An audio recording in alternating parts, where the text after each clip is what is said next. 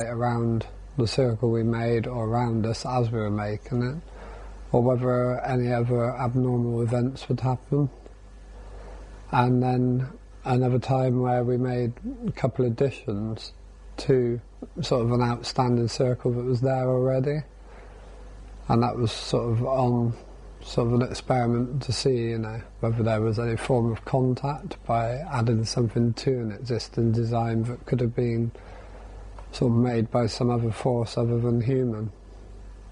We took people from the sort of circle groups and like gave them an anonymous tip-off, just so that none of them would be caught out by the circle that we'd made, because we weren't out there to try and stitch people up. It was purely for our own research purposes. We found on that one that rapeseed oil is very brittle, and with rapeseed oil you more or less would always snap it as soon as you started pressing it down to the ground. And we also remember removing some of the really damaged crop and taking them with us and disposing of it. Only to find later, when we saw photographs of that very circle, that a lot of the rapeseed oil was actually perfectly bent and wasn't snapped like it was when we saw it when we made it, which was very sort of intriguing to us. Yeah, it's almost like something had come and tidied up behind us, you know, and it was sort of on that very occasion that that one happened, that people in the local village reported seeing lights and sort of a strange sort of glow on the hills, which was opposite near the field where we were. So it's quite interesting to hear back through just local talk that happened on the same night. We were looking at the circle, photographing it and using the pole to sort of take some aerial view shots of it. And myself and my friend just felt compelled to add just 2 additions to that existing circle, and they weren't large portions or anything. It's maybe only sort of 2 foot square of crop that was actually pushed down in the process of that, but felt compelled to add it to this one particular circle on the actual overall design that was already there.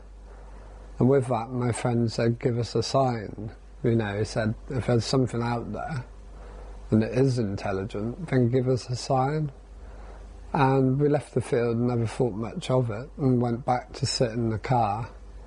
And I was just looking through some sort of local books in the area we were in, and looking that we were sort of more or less on one of the lines, the ley lines in the area where we parked. And with that, my friend sort of heard a sound, which I tried putting down to being me with my foot on the clutch pedal. And he said he didn't think it was that. And so I just kept on reading the book. And then I heard the same sound again with my friend.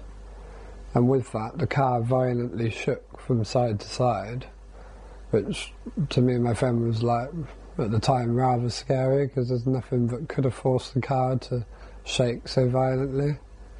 I mean, if people were there, you would have seen them doing it. And so I decided to sort of start the car in rather sort of a hurried fashion and get out of there.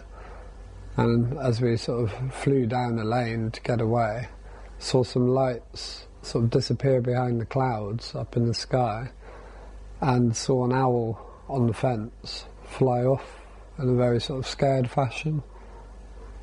I remembered reading sort of a lot sort of further on, a few years more down the line, reading one of Whitley Strieber's books, and he explained how through different things in people's lives, trauma, stuff, we do as a human condition try to mask these things that happen that hurt us with other images or other circumstances to hide any hurt or, you know, any fear factor there.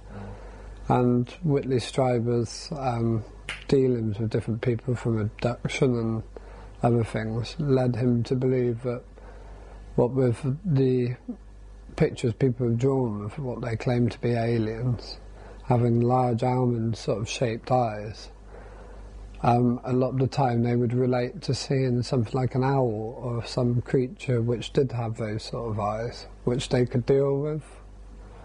In their sort of mind they could deal with that and be happy with that, rather than sort of what they may have seen.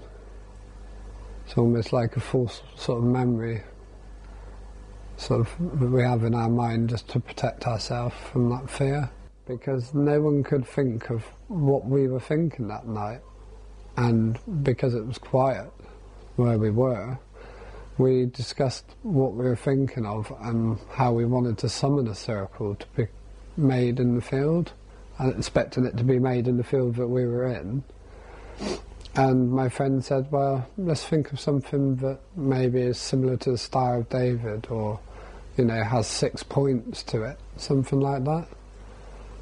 And the same thing happened after we'd left doing the meditation, went back to the woods. We all remember, more or less, just falling asleep again, just being sort of knocked out, you know, and couldn't remember when any of us actually did fall asleep.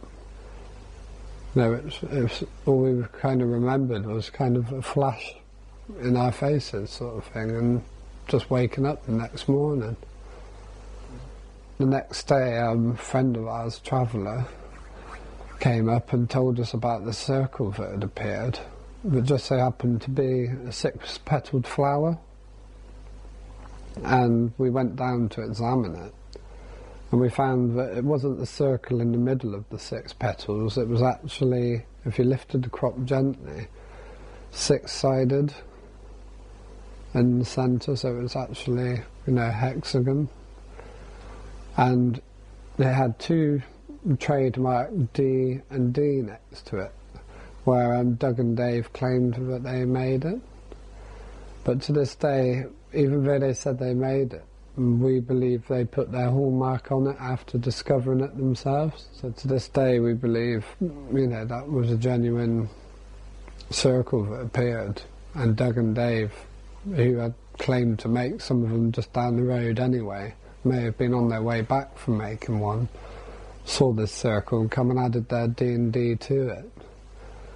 Because we did find the D&D part to be all broken, all the crop was snapped, but looking at the petal, and each petal individually, the crop was actually perfectly bent. We wondered how they could honestly know what we were asking for. So we had a chance in Andrew Collins' book to explain that. It doesn't really bother me what other people believe in crop circles, because it comes down to, I think, individuality and what you believe at the end of the day. But it sort of bothers me that people do think it's all just fake, you know, and people are doing that. Because if you trace circles back as far as they went, you would think, why would people want to make them back then? There was no hoo-ha or media hysteria around the subject, nothing. And like the Mowing Devil picture in the book, you know, why would it date back so far back when in times like that people would have no reason to go out and start making crop circles? So it bothers me in that sense. It bothers me also because I feel there is a genuine phenomenon out there. But also I do like the fact that these people who do make circles make some very fine art. And I think as an art form, these people do it very well. And why not have something beautiful like that on the landscape? You know, it kind of cheers people up. Just on one experience with friends where we went past one field one night near Beckhampton. For 1 minute the field was empty. Within 5 minutes of saying we were going the wrong way and turning around and coming back past the same field, there was a design of 3 circles joined by lines between within 5 minutes. And these were large circles as well. And then to find later, sort of, you know, that after visiting them with the friends who were with me,